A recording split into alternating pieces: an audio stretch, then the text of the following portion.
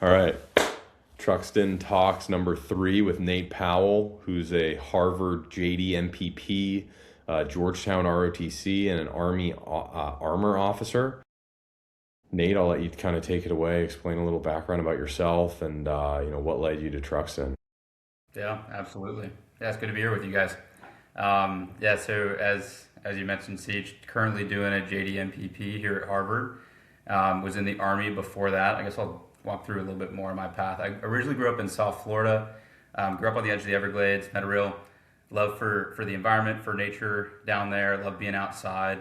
I think a lot of that is what led me to the Army ultimately. I ended up going to school, studying international politics and Russian, and doing that on an ROTC scholarship. Decided to pursue a career in the Army, or at least a bit of it. Yeah, I commissioned as an armor officer, went to the 173rd, was stationed in Germany for most of my time, and it was awesome, leading paratroopers, jumping out of airplanes for a living, and doing good work. And was kind of looking for my next mission as I decided to leave the Army after my commitment, and wanted to kind of come back to what was really important to me when I was young and has been important to me throughout my life, which is environmental work and conservation. And so I'm on a kind of new path now to do hopefully good work through law and policy in the environmental arena. And I guess, should I talk a little bit about what brought me to Truxtun related to that, or will we get into that later? Yeah, go for it. Okay, That was sweet. sick. That was a great intro. Yeah. So I was lucky to get acquainted with you guys through my grad school journey. Got out of the Army in 2024. Showed up to the MPP program, and of course met you there, CJ. Yeah, learned about your story, what inspired you to create Truxtun and to bring this kind of help, healing, focus on performance and everything to vets. And for me, early on in my transition from military service to the civilian world, I didn't fully realize how challenging it was at the time and how challenging it would continue to be. Um, but just kind of getting connected and building community in the civilian world after the Army with all kinds of folks, but primarily with veterans in that first year of grad school, ended up being really pivotal to me, like doing this career transition and doing it mindfully, being surrounded by brothers and sisters who were in the midst of the same thing. And once I got fully out of the Army and was fully off of active duty, out of the reserve, was really privileged to be able to go on the May 2025 Truxtun retreat, and went into that not knowing what to expect. Pretty having had no experience with psychedelic substances or anything of that sort, was pretty open to a new experience and open to some healing, and it ended up being all that and a lot more. And it's just been a really wild ride in some ways, but really productive and healing journey since then. It's so cool. What class did you guys have together? So Siege and I were actually in a fellowship together. We didn't have any classes together, did we, in our first year? No, Um, yeah, we met each other in the Black Family Fellowship. yep, yep. So we're But both yeah. fellows at the Center for Public Leadership there, getting schooled by the best of the best on leadership, right? That's sick. How quickly into your first conversation with CJ did he just say, "Yeah, I really just want to set up retreats for veterans to get introduced to plant medicine"? Ooh, I think I probably seemed like a little bit too much of a narc for Siege to share No, that one dude, it was early that on. first. We did this really cool like boat outing, like one of the first like leadership excursions for the CPL for the Black Family Fellows, and then Nate, Rita, and Nick and I went to like lunch after or something, and that's when we really got into it because Rita has medicine experience. Nick came on the first Truxtun retreat, obviously, Yeah. and then Nate's just interested in it and had been interested kind of in just healing, right? And he had just gotten out, right, and was new to the grad school kind of path, and I mean, we were just like all talking about it, and he was like, "Dude, as soon as I get out of the reserves, I want to try this." Cool. So it was on your radar for a while. Yeah, there were a few months where I was like, man, I was not loving my time in the reserves. I missed the active army and I did not love the reserve And so yeah, from a little bit before that period of time, I had been trying to get out, and then it gave me all the more reason to work on transitioning out of the reserve, transitioning to a different kind of service. And I feel like I've been able to do a lot more good being out, focusing both on my studies and on the kind of healing work we're doing in the Truxtun community, as opposed to doing the part-time Army gig. Yeah. That's great, man. And then so what did you think like you were getting into? Were you kind of going into it blind, or like did you feel prepared for that first ceremony in Joshua Tree? Like what was going through your head? I guess, it's important to share that growing up, I was absolutely like a goody two shoes when it came to substances and everything. At 18, I, signed the Army ROTC, scholarship thing and was on that track. So I never touched any of these substances, but at some point in my Army career, dealing with just the challenges and rigors of leading soldiers, it's mentally very challenging. Yeah. Um, I don't know when exactly I became aware of psychedelics. I remember, growing up, you heard of magic mushrooms and things like that, and I was kind of like, okay, well, it's not something I'm going to touch. It's not anywhere in my realm of possibility in the near future. But at some point in my Army service, I was like, wow, these seem to have a really transformative effect. It's something I definitely like to explore. At that time, I was thinking recreationally. After I was finished with my service, because I didn't really know too much about the therapeutic effects. But so I went in with a keen interest for sure. And then also all these people I'd become close with who had really transformative experiences on Truxtun retreats and retreats similar to them. So yeah, there was a little bit of mental prep there. I was like, this is probably something I'll do one day. But the Truxtun approach was so you guys were it. I guess I'm preaching the choir here, but it was incredible for someone who had no actual experience. Was coming in with a little bit of trepidation and hesitation. To build community first. That's at least how I felt it on my end. Even though we were doing it over Zoom and stuff, it was, hey, I'm going to meet my brothers and sisters who I'm going to go through this with, and I'm going to get to know and I don't know. I guess this may sound weird, but preliminarily love these people before we even go into this retreat, and then you fully realize that on the retreat. Um, and yeah, so building community first was just so key, and that's so integral to the Truxtun approach that it then made all the rest of the stuff just fall into place. All of us who were going into that first retreat at Joshua Tree, who were using the medicine for the first time, all shared some hesitation coming in, and it was just through the group sessions and then through getting on the ground and spending time together that all just kind of fell away. Yeah. Yeah. That's so cool, man. I'm glad to hear that.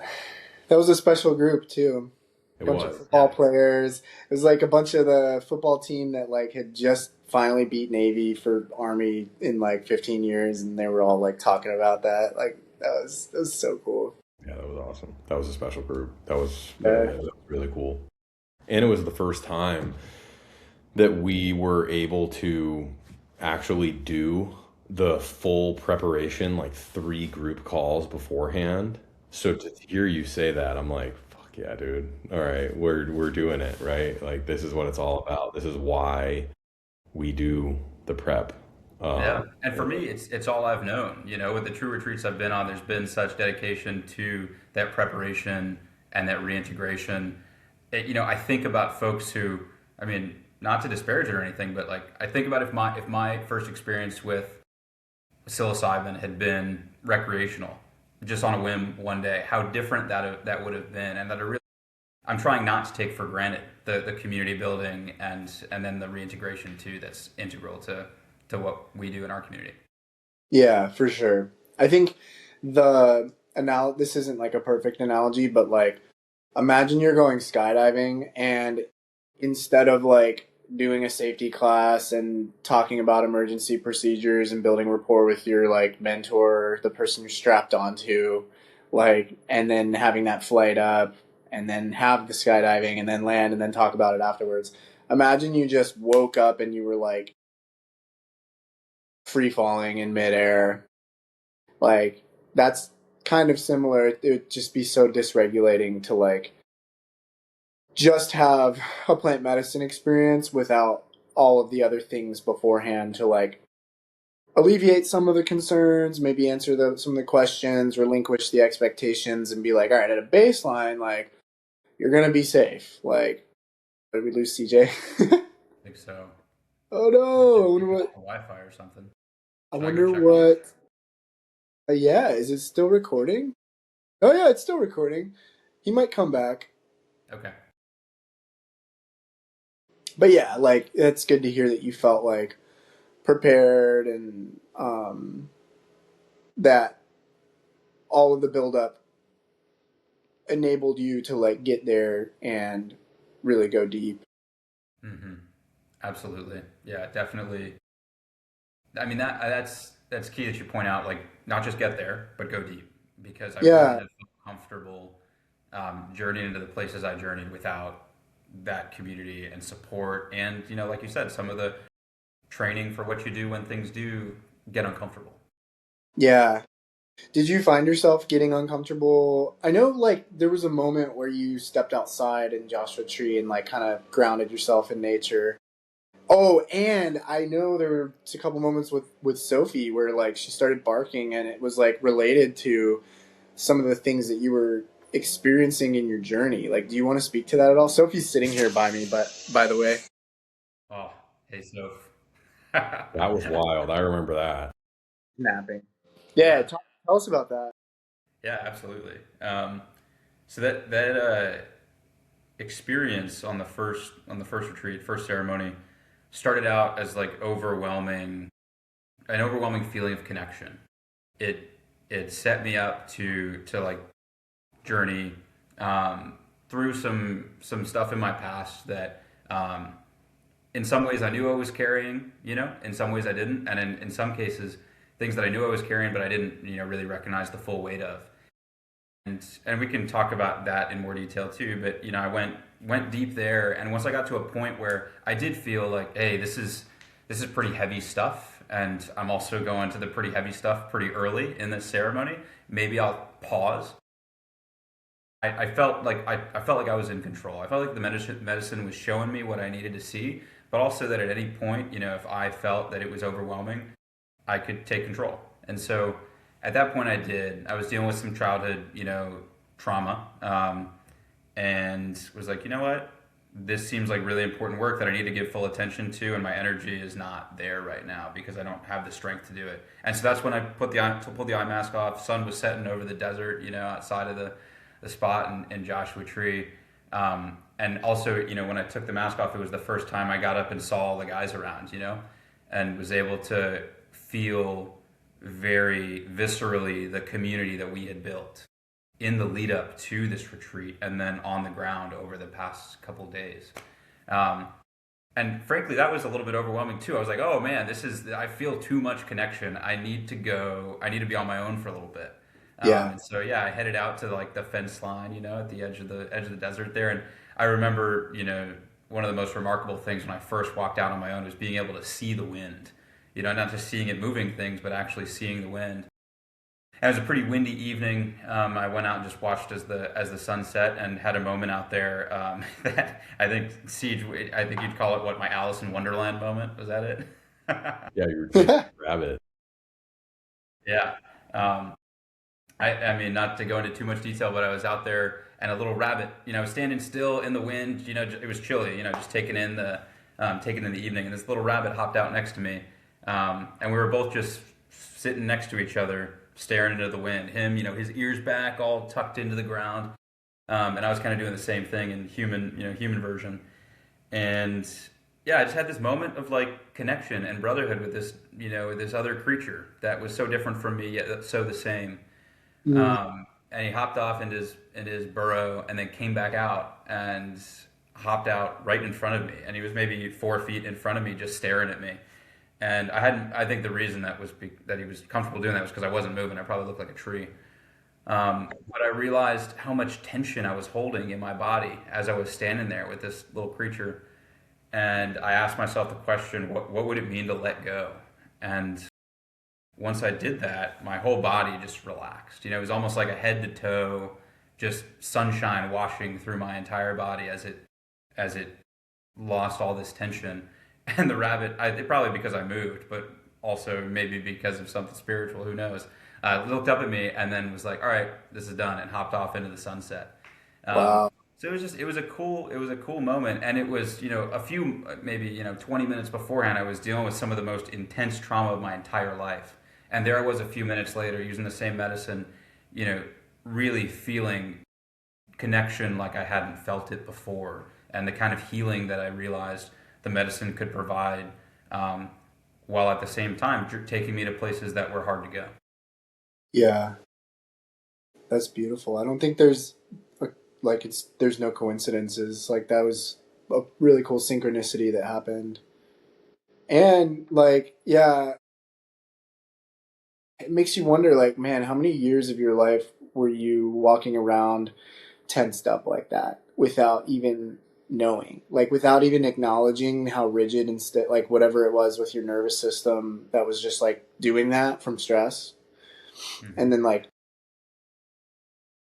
I think like so many veterans and athletes and just humans experience this in life where they get told to ignore the check engine lights. They get told to like compartmentalize the pain so that you can like complete the 12-mile road march or like could complete the mission.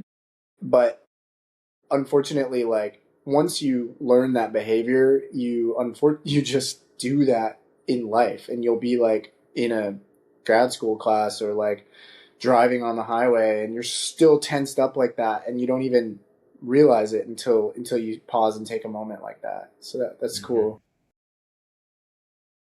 And then Sophie started barking at you somewhere around then. Yeah. Sorry, I left Sophie out of that. How could I? Yeah, so I ended up journeying outside again later, and the experience had changed quite a bit at that point, and it was just an interesting, I was in an interesting place, and I think in a way Sophie recognized that, and so as I'm walking in the pitch black, walking back towards the fence line there, Sophie was inside the fence, saw me coming, didn't recognize me, and was barking up a storm, and especially being under the influence of the medicine and everything, that was like a really kind of cacophonous, extreme experience. But I just kept going towards her, and it was once I got up to her, she realized who I was, and she was just absolutely like so apologetic, for for barking at me like that. But I think that kind of apologetic feeling stuck with her for the rest of the evening, because as I went back in and into the ceremony space and laid back down, threw the eye mask on, and decided that I wanted to, perhaps journey deeper, I was trying to go to some places that I think weren't where I was trying to fully take control of the medicine. Whereas before, I felt like I could pump the brakes and I could modify the direction marginally. I was trying to tell it to, show me really profound things, show me really scary things. I really wanted to feel something really intense, which is not what my journey was meant to be, I think, at that point in the ceremony, at that point in the evening. But there were times when I felt like I was on the verge of something, on the verge of seeing something that might have, been scary or painful. And every time I was right there, Sophie was laying next to me this entire time, she'd bark and it'd take me right out of it. And um, I'm really thankful for that in retrospect. And at the time, I was just like, man, what's going on? Like, what does all of this mean? And that's why I think the processing it and making meaning out of the experience with you guys who were observers of that experience, and then Yeah. with the rest of the participants who were all a part of it, and then with other people in my life who I've talked about my experience with, helps me understand what Sophie was doing in that moment. And Will, you were a big part of me making meaning out of like that part of the trip, which did not didn't immediately have much meaning to me, but now has a lot. Yeah. That's so cool. Yeah, there's definitely, I feel like Joshua Tree, well, I felt it on all the retreats, but I feel like the Joshua Tree one was the first one where I was really like aware of like all the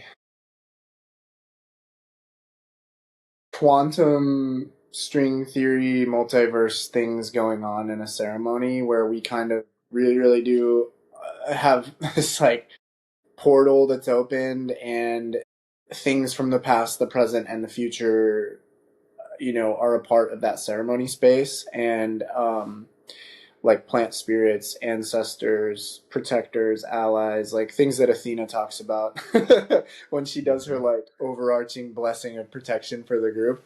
Like, to me, I think for most of us coming from a Western paradigm, we don't think in that way.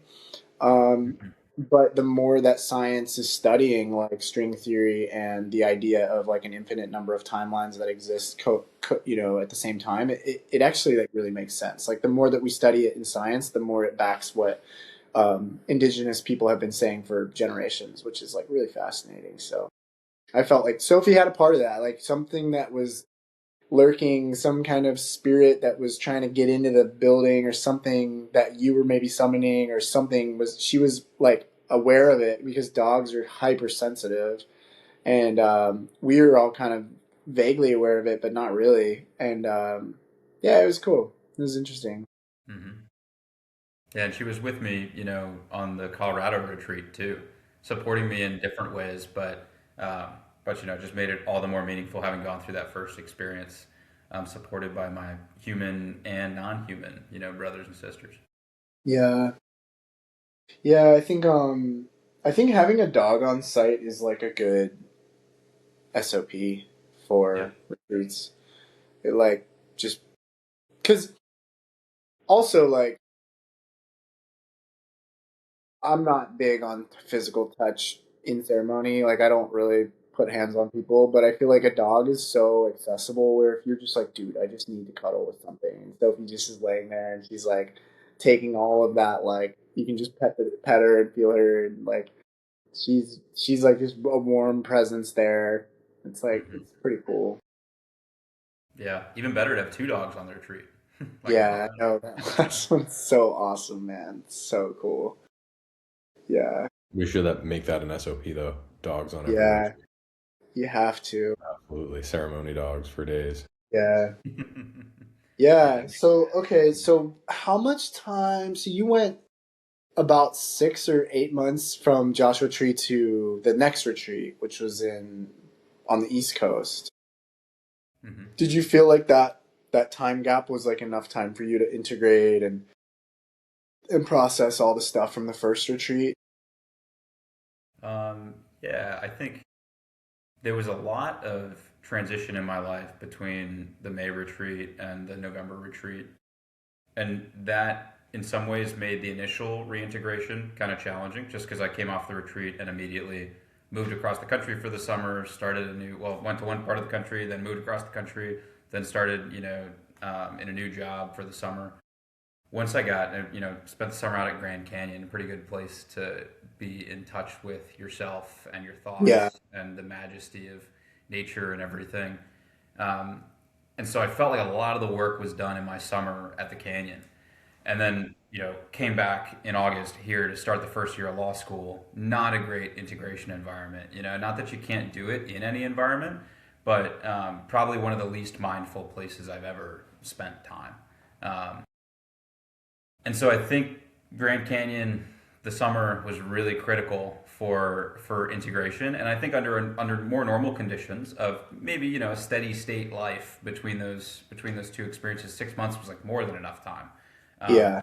and what actually happened for me is I think I worked through so much on that May retreat, reintegrated over the summer, paused reintegration, or I guess I was reintegrated, but didn't engage too mindfully for about the first 6 weeks of law school, and then rolled into 4 weeks of prep for the November retreat.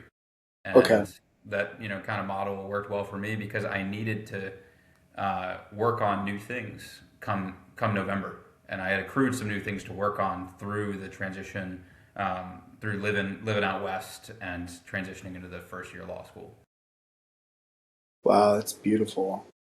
Yeah, man, I bet the Grand Canyon was so cool. It's like just building in time to spend outside with your feet in the earth and like looking at the stars and being off screens is like so critically important Hmm. for just giving yourself time to like think and process and not be distracted. I think that's huge. I know Amos talked about that when he was with us on the earlier podcast, like, because he did these like silent meditation retreats after, and yeah, it sounded cool. Mm-hmm. Yeah, I remember going right after Joshua Tree into that. It was like a 10-day or a 2-week retreat. Is that right? Yeah, Yeah, very pretty different. awesome. Subsequent 2 weeks from I think a lot of us. Yeah, yeah. So then, how was the second retreat for you? Did you like it? Did you like the change of scenery being out in Colorado and like the equine therapy and stuff? Yeah, the second retreat, super meaningful, Yeah, instructive in radically different ways from the first retreat. And I think the way that happens is like I've mentioned time and time again, the community building, right? Like if you have the stable base from which to work, you can kind of journey wherever the medicine takes you, wherever you need to go. But yeah, in terms of like the actual structure of the retreat, it was really nice to have a longer weekend to spend more time together in leading up to the ceremony. Equine therapy is something I had heard of, but I never even thought about it before, right? I didn't even think about like, are we riding horses? Are we, what's going on? Um, Getting out there and becoming like a member of the band of horses, and you know, being in the physical, being like in their energetic sphere was just a really moving thing. I remember, Will, you and I were caring for the horses nearby each other, and there was a yeah, moment where you came and checked in on me, and I was like, dude, like I was literally just brushing this horse's coat. I realized how mechanistically I was doing it a few minutes before you came over, and I was like, "Oh man, I'm treating this like it's like a work task." And it's like, no, I'm engaging with this my fellow like living being here. It's not a time to be mechanistic about it. It's a time to really be present. And the moment I made that switch, I was like moved to tears. And I don't know, it's not something I really expected out of myself, but it made clear that when you open yourself up to these kinds of experiences with your fellow living beings, you can just feel in ways you wouldn't even imagine. yeah. And So cool. yeah, we had some big moments too with a lot of the folks during equine therapy, and it was a really strong start to the retreat that I think set the tone for some really important work. Yeah, it was so cool. You got the wild Mustang, right? That was the one that you kind of like bonded with. Yeah, sure did. That's so cool. Yeah, it was a cool horse. Yeah, yeah. Okay, cool. And then, so what was that experience? I know, like the recounting everything that comes up in a plant medicine ceremony is really difficult. Some things are just completely ineffable. But like, what was that second one like for you in Colorado? Yeah, well, I think it one as with both Truxtun retreats, right? Like there was the lead up was very important too, not just equine therapy, but sitting with Hoppe together, doing a sound bath, doing yoga together. All of this, is part of what I experienced in ceremony. And I want to point out that one of the more moving experiences on the lead up was, I believe, the first night of the retreat. Will, you led a sound bath for us. We sat with I forget what medicine, but then we had a sound bath, and for me that was really meaningful because in the first retreat, I had not long before the first retreat lost one of my grandfathers. A couple years beforehand, I had lost another one of my grandfathers, and I kind of felt like they would be present in some way in the retreat as like guardians and in the ceremony. And that just didn't really happen the first time. It was kind of a big question mark that I had. I was like, I kind of just expected to feel them here. And in that sound bath, they like came to me, and it was really quite a moving experience where I could just feel their presence in the room.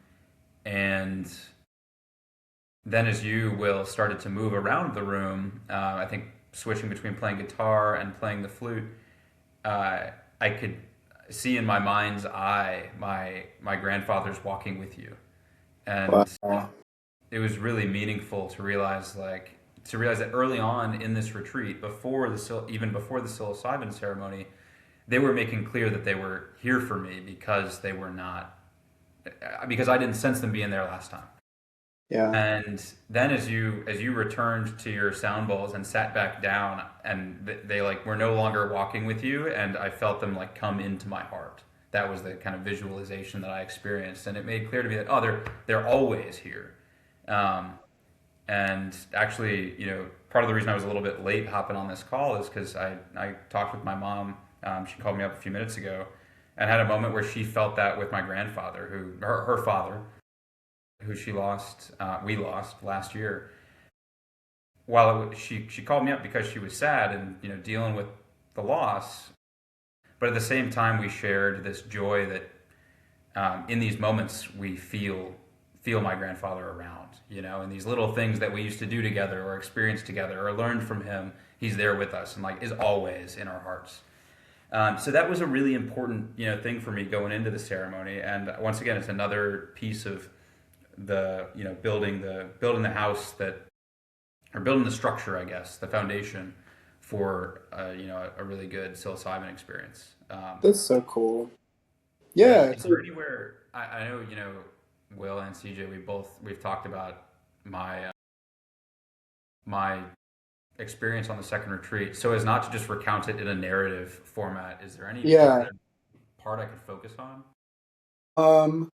Well, you can go wherever you want with it, but I do appreciate you bringing up that part about the sound bath Friday night, because there's this saying that basically, like, I've heard it with when I went down to Peru, was like the minute that you commit to doing a retreat, like the plant medicine begins to do the work. Like you're already in the ceremony.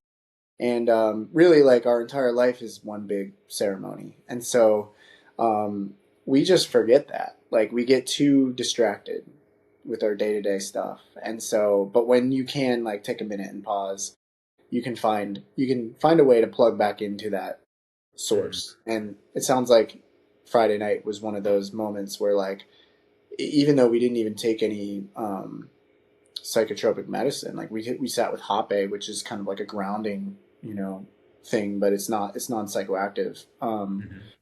That it was just like being in a meditative state and with intention is pretty cool. And I think Athena like kind of does a similar thing where she calls in the 7 directions. She invokes, like, she's like invites in all the like ancestors, allies, angels into the room, and like so it's like we're kind of doing like a crawl, walk, run progression for people on the retreats. And so like Friday night is kind of like the walking, where it's like, hey, we're doing like a rehearsal. Like, this is what it's going to look like. You show up and you sit on your mat.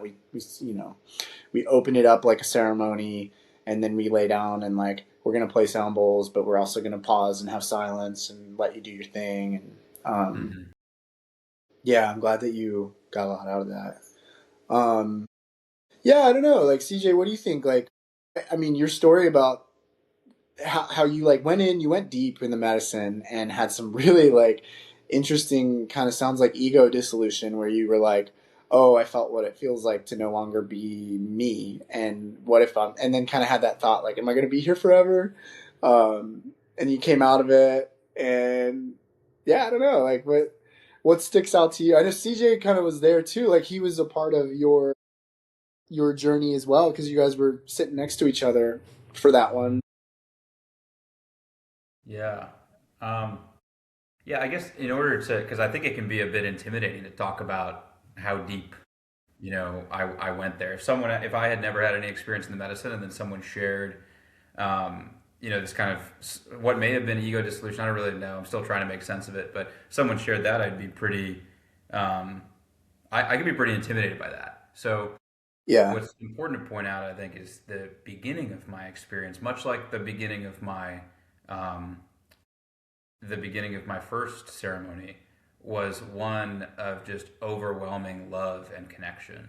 As soon as I dropped into the medicine, I visualized what I can only describe as like this like ever-growing flowering plant kind of thing that to me seemed like the love that is at the core of everything. It was like I was seeing something divine. And then the medicine proceeded to show me some really visceral examples from my young life and like present life too, of me being subject to that love and a member of that love. And so rather than just seeing this divine love and being like, oh, well, that's nice, it was like, no, no, no, Nate, like you are a part of this and you carry Cool. this with you and others bestow this on you and you bestow it upon others. It's just the thing that connects everything. And I was Yeah. like, oh, wow, like, okay, like, good, that's great news. I didn't really know what was at the core of everything before this. And this seems like really good news. Um, I mean, I just felt a whole lot. And at that point, we hit the midpoint in the ceremony, and Will, you came by and were like, how you feeling? What are you looking to experience? And I was like, well, I'd like to go deeper. I couldn't feel more comfortable to go deeper. I think Yeah. that there's just at the core of everything is goodness, and I don't really feel like in danger here. And so we doubled down on the dose, and I headed outside to drink from the chalice and look up at the Milky Way, which was an incredible way to sit with the medicine. Um, I stayed outside until I was like violently shivering and Oh, just like, feel something, and then came inside and set up, in a different spot to have a little bit more of a solo journey. And I wrote in my journal about. I reflected on my experience in the first retreat, where I feel like I became aware of things I was carrying in my pack and this tension I was carrying with me all the time, and I shed those things. And I asked myself, like, wow, I just saw these really incredibly good things in the first half of the ceremony. What if I were to embrace something in the second half? What if, rather than letting things go, what if I said yeah. yes to something? I, kind of was just ideating in my journal for a while until I arrived at what would it mean to truly love. That was the question I asked myself before I closed the journal up, threw the eye mask back on, and laid back. And not too long after that, one of the themes of this experience was me feeling incredibly small. And I was once again incredibly small. And I was in the kind of grasp of some massive felt like all powerful and like all knowing creature, some combination of like plant and animal and just pure being. And it was almost like I was in one hand of the creature and was there just tiny, and another hand came down, and the moment it touched me, I disintegrated. I like experienced physical death as my body decomposed into like the soil of the universe. Wow. And because I had just had that experience of this, like contemplating this incredible love, I it felt okay. It felt absolutely fine, and because I was in the presence of this thing that seemed to know what it was doing, which was the medicine, I think. Um, I felt okay despite having this really intense experience of like, whoa, I physically felt death. Now, I still, I think at that time, knew that I was in the ceremony. I knew that I was using the medicine, and that this was an instructive moment and perhaps not a real thing that was happening. Um, but I came out of it feeling like, wow, I just experienced what physical death feels like, and it, in a way, it absolved me of a little bit of fear of that. Yeah. Not too long afterward, I experienced it again, and this time it came out of nowhere, and so it surprised me a bit more. And I've experienced the same thing, not in the presence of that all-powerful being, and it went a little bit further to the point where I wasn't sure if I still existed or not. And so I was fishing around in this void of absolute nothingness where I was completely disintegrated into just amorphous being, and was like, whoa, can I find my way out? And I asked the question, do I want to go any deep? Well, I guess first the question I asked was, do I still exist? And I was looking for some sort of proof that I still existed. And ultimately, the proof I found was just the feeling of gravity. I couldn't there was no sense of smell or touch or sight or even like emotion. It was just pure thought. And all I could feel was the fact that my body was resting on this couch. Wow. And at that moment, I asked myself, do I want to go deeper, or like clearly I still exist in some form? Do I want to go deeper, or do I want to come back out? And without even answering the question, the medicine brought me out. It brought me out of a place that I didn't understand or know yet, and a place that maybe one day I hope to journey further into. But it had taught me a lot by helping me to experience at least some form or some degree of ego dissolution, and just have this absolutely surreal contemplation of like what we all are and what we're up to. That's amazing, man. Yeah, it was wild. Like, It's wild. That's an probably unbelievable. one of the most like succinctly put like summary of like what that, because I think that is kind of a universal experience for a lot of people. But the way that you articulated it is like so powerful. And yeah, I remember like looking at you because I think at some point we kind of ended the ceremony, and like you were still deep in your process on the couch, like Yeah. just eye shades on. Everybody's like kind of like, I think Sheila had like made some food, so people were eating like soup and like stuff, and then like you were still kind of like just laying there, nonverbal, and that was really cool, really really cool to I remember go through distinctly that. at that time. I think these were the words "corn chowder" being Yeah, hollered at full volume. yeah. Big time All the corn West chowder Point night. Yeah. nerds, corn chowder. It's That so might tasty. be at the core of the universe too. I wasn't sure whether that was the mushrooms or whether that was a real life thing. It echoes on into eternity. Yeah. That's so cool, man. Wow. Dude, what has it been like integrating these experiences into, because you touched on briefly after getting back from the Grand Canyon over the summer, and then you're immediately in your 1L year, first semester, and it's like, I mean, that's insane. Hmm. What has it been like kind of integrating these experiences into an extremely austere, rigorous academic environment? Yeah. That's a good question, and I'm in the process of answering it. We went on this Colorado retreat towards the end of my 1L classes. I came back for about a week of classes, and then we went into Thanksgiving, the reading period, and finals. So once again, another period of kind of a lot of change just over the 2 weeks right after the retreat. It I was I continue to be extremely thankful for the Truxtun community, both the folks who I journeyed with and you guys who facilitated, and to my family and my friends who I have who I talk about these experiences with, who've helped me to integrate the experience. Um, it's not easy, and I Yeah. don't say that to like scare anyone away. I say that because the work at Truxtun matters. The calls with the group, the calls with individual facilitators, the like side conversations or text messages or quick voice notes about a realization to each other.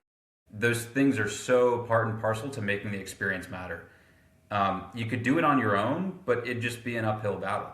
Um, and you could probably do it on your own if you had a lot more experience with it. But for folks like me who are relatively new to the medicine, it's such a value add. Um, because yeah, I mean it was a challenging time for me just because it was a higher stress period in terms of academic outcomes, holiday travel, like just thing, and being around family, which can sometimes be challenging in different ways.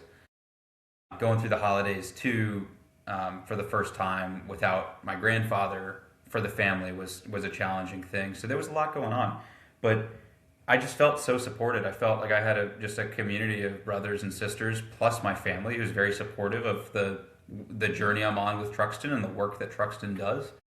And ultimately, the integration wasn't too challenging. I think the the like higher reward part comes when you're out of that, 1 month period maybe where you do have that intense neuroplasticity and the world feels a little bit different. Like if you do the work right, then you reap the benefits on the far side. You realize like, oh, I can look at these problems in totally new ways. I can approach these relationships in totally new ways. I, in some ways, might be a new person, and that creates new opportunities. And then it can be a little bit of a knife fight in the reintegration, but it's worth it, and it pays off in the long term. That's huge. Yeah.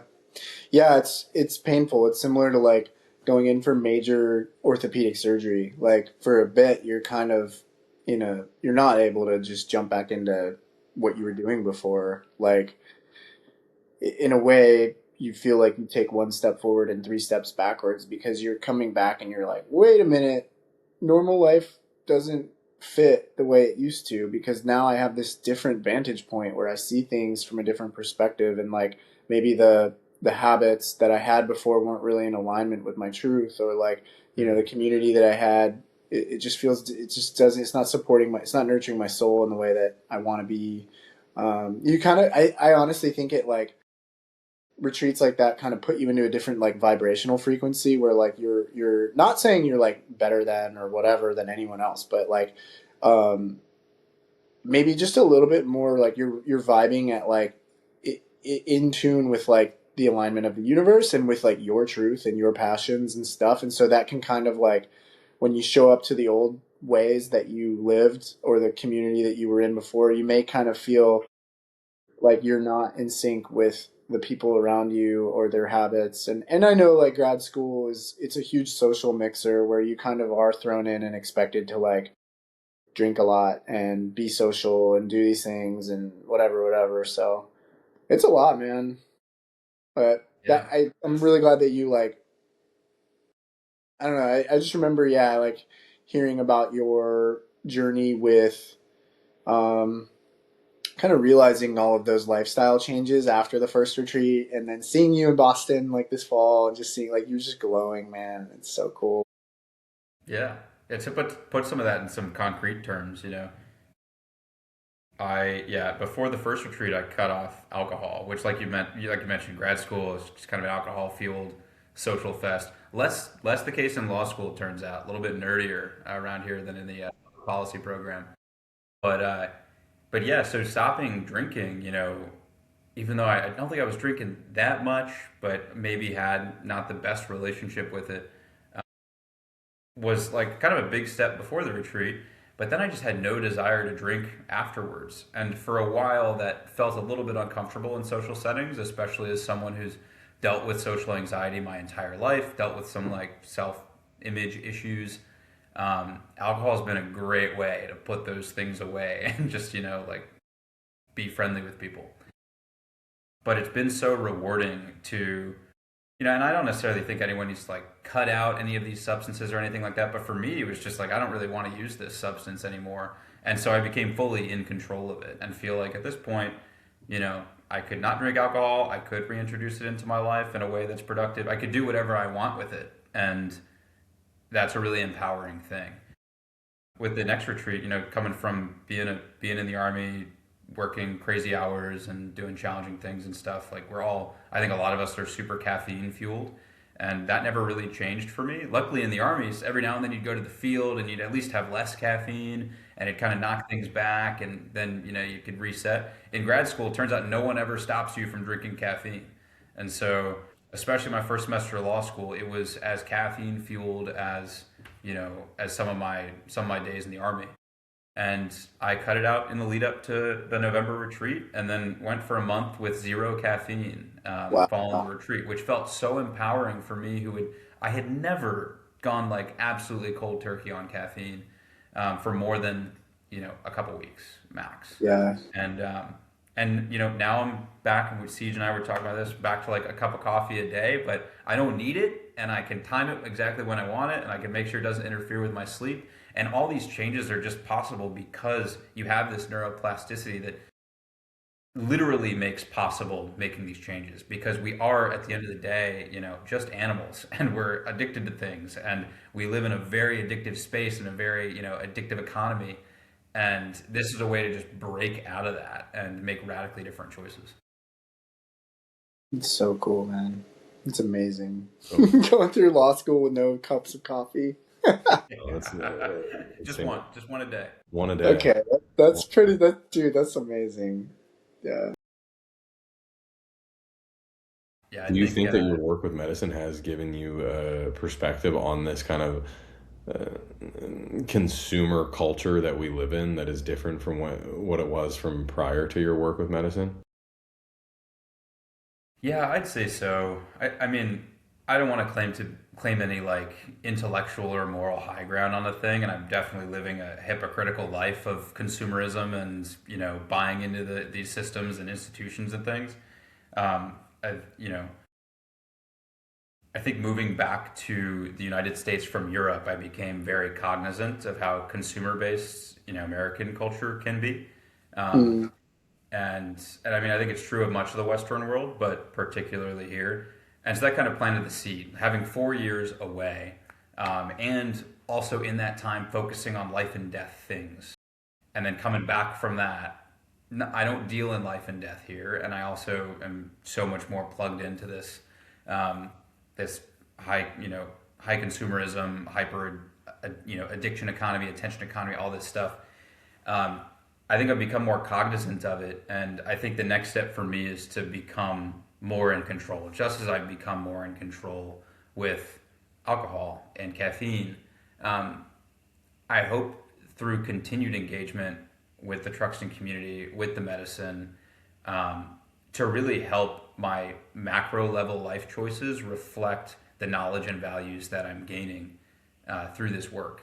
And that's, to be quite frank, a real uphill battle at a place like Harvard Law School, where the pipeline sends you into corporate law, and and you end up working for the guys who make all this stuff happen. Mm. And maybe there's an opportunity to change things from the inside. Maybe there's opportunities to work in that industry and do good. But there is, like, we have this mass consumerism culture, nationwide, and then we also have these institutions of higher education that provide the jet fuel to run that machine, and we're right here in it. And so I guess the challenge is to be the man in the arena, and not just the one who accepts all this as it is and kind of takes them wherever the arena goes. Yeah, that's beautiful. That's very well said. And I think we also, like, part of our like diet before the retreat is we also encourage people to abstain from inflammatory news outlets and social media and stuff. And so, like, yeah, I guess, was that also a part of your thing? Was it hard for you to cut that stuff out before?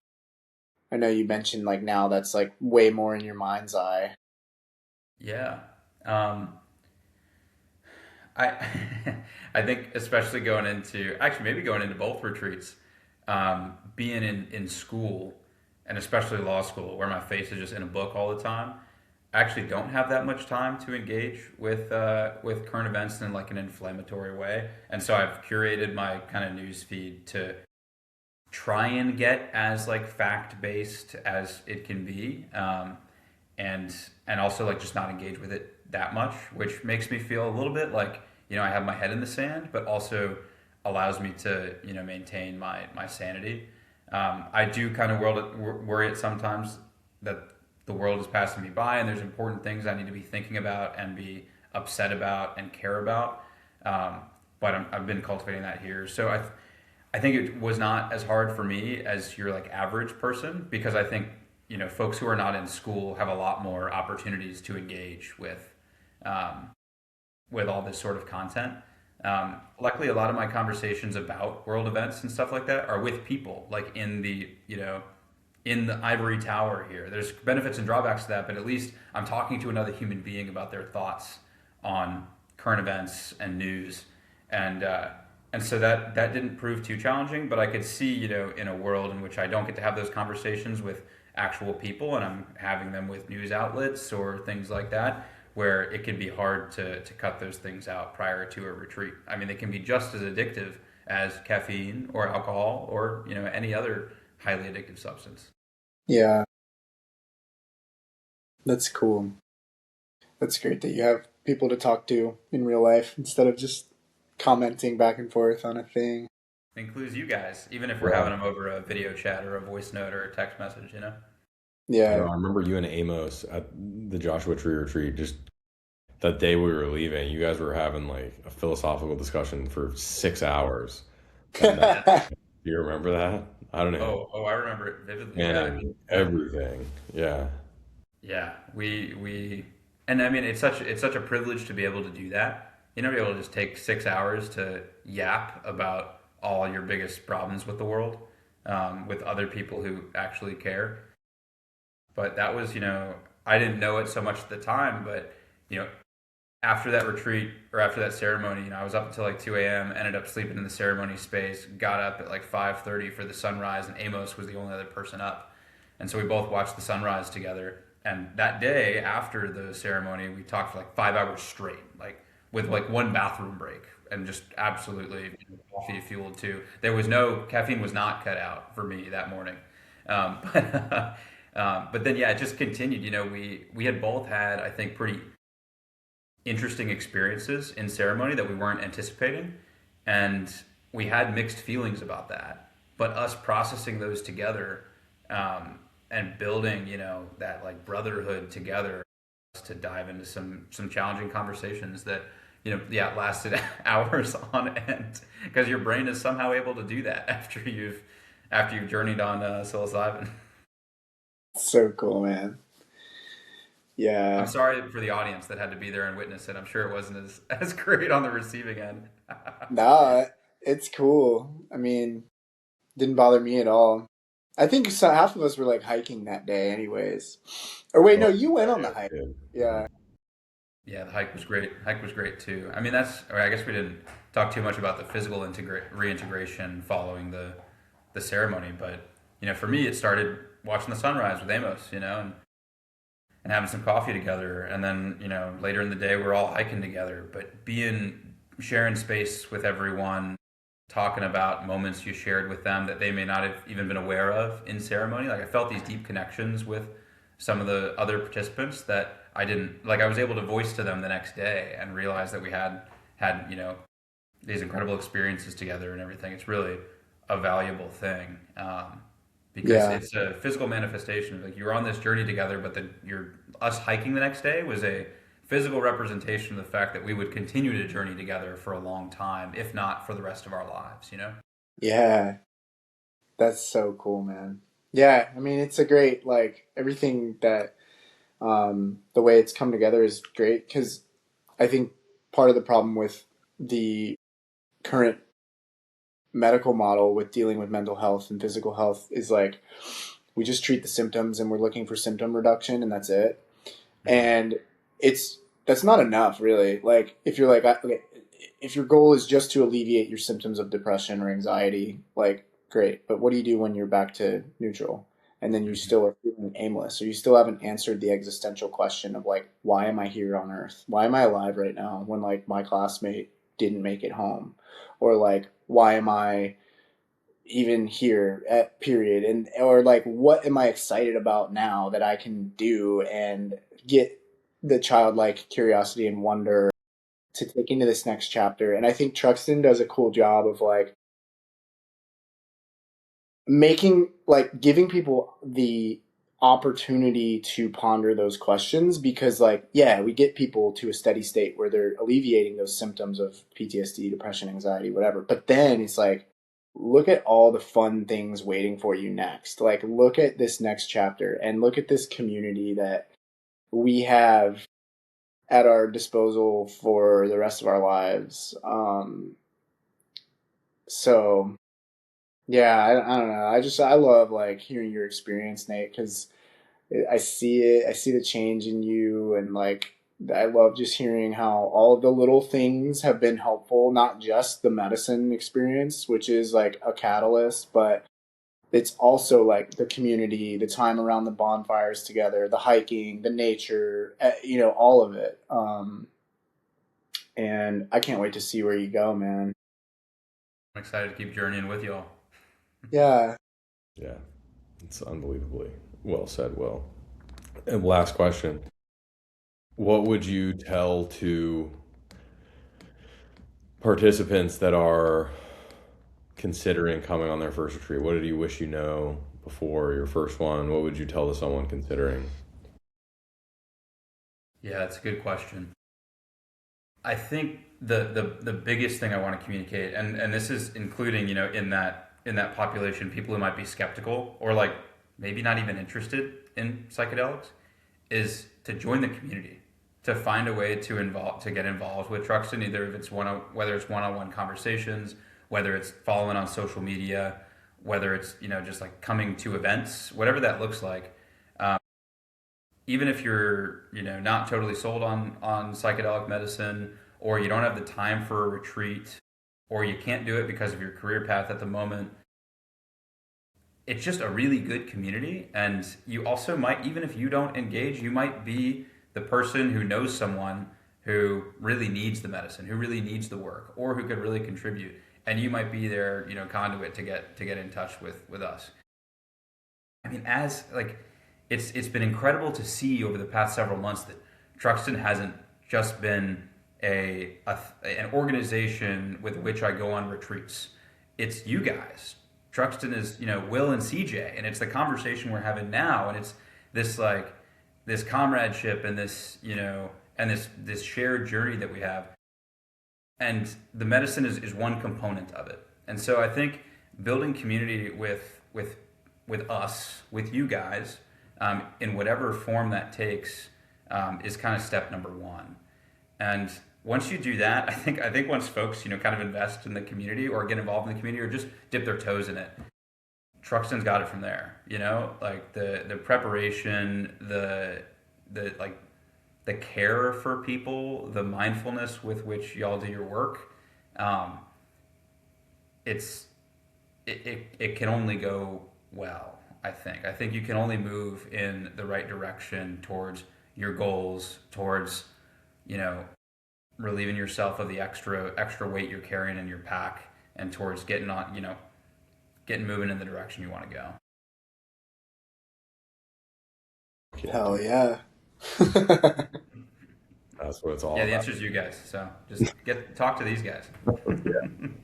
Yeah, dude. No. It's sick. Thank you, dude. Yeah. All right. Truxtun Talks number 3. Close, dude. Hell Let's go, boys. yeah.